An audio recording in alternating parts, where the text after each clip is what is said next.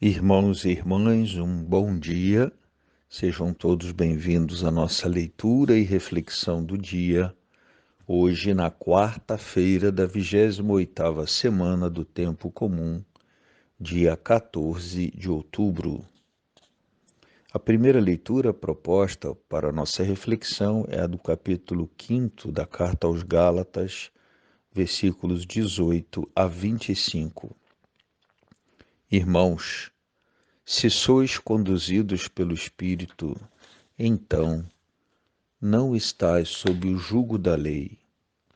São bem conhecidas as obras da carne: fornicação, libertinagem, devassidão, idolatria, feitiçaria, inimizades, contendas, ciúmes, iras, intrigas, discórdias, facções, invejas, bebedeiras, orgias e coisas semelhantes a essas. Eu vos previno, como aliás já o fiz, os que praticam essas coisas não herdarão o reino de Deus. Porém, o fruto do Espírito é caridade, alegria, paz, longanimidade, benignidade, bondade, lealdade, mansidão, continência.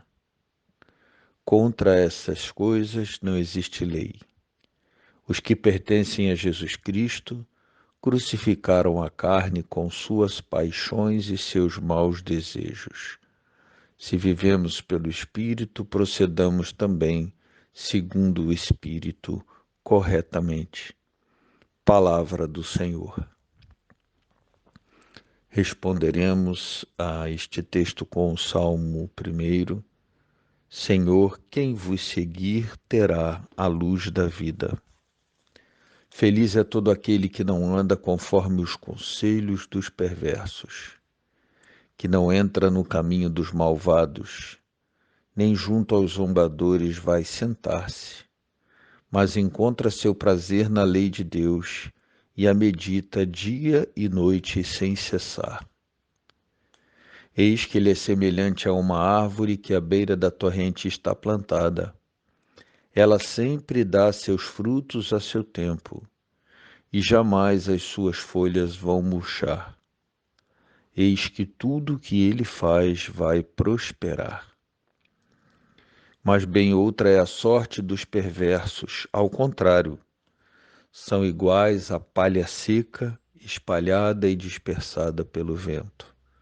Pois Deus vigia o caminho dos eleitos, mas a estrada dos malvados leva à morte. O texto do Evangelho proposto para hoje é o de Lucas, capítulo 11, versículos de 42 a 46. Naquele tempo disse o Senhor: Ai de vós, fariseus, porque pagais o dízimo da hortelã, da arruda e de todas as outras ervas, mas deixais de lado a justiça e o amor de Deus. Vós deveríeis praticar isso sem deixar de lado aquilo. Ai de vós, fariseus, porque gostais do lugar de honra nas sinagogas e de ser descumprimentados nas praças públicas. Ai de vós, porque sois como túmulos que não se veem, sobre os quais os homens andam sem saber. Um mestre da lei tomou a palavra e disse: Mestre, falando assim, insulta-nos também a nós. Jesus respondeu: Ai de vós também, mestres da lei, porque colocais sobre os homens cargas insuportáveis, e vós mesmos não tocais nessas cargas nem com um só dedo. Palavra da salvação. A nossa reflexão de hoje, à luz da primeira leitura, onde Paulo fala das obras da carne e das obras do Espírito, nos convida exatamente àquela tradução da fé em obras e a compreensão de que ali nas obras concretizam-se os elementos de nossa fé. Sem esta concretização, o voo não decola. Tanto a concretização quanto a fundamentação se complementam de modo a não ser possível a experiência da fé, a vivência da fé, sem que aquilo que creio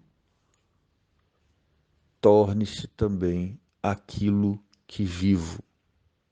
A lei do crer e a lei do viver não podem ser leis que não tenham relação de continuidade, de modo a fazer com que o meu modo de crer não coincida com o meu modo de viver. O que sugere tanto a primeira leitura quanto o Evangelho, onde Jesus faz dura crítica aos mestres da lei, dizendo que eles impõem fardos aos outros, dizendo que eles devem fazer isto ou aquilo, mas não estão dispostos a sequer tocar com o dedo estes mesmos preceitos ou a lei que aos outros impõem. É exatamente a ideia de não divorciar o modo de crer do modo de viver, mas que exista essa coincidência ou essa continuidade. É uma continuidade com luta conquistada, mas que não deve deixar de modo algum de ser buscada.